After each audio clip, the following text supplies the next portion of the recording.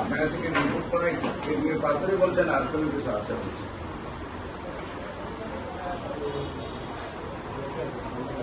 আচ্ছা, নিয়মিত 4 মাস ওষুধ, নিয়মিত 4 মাস ওষুধ কেমন?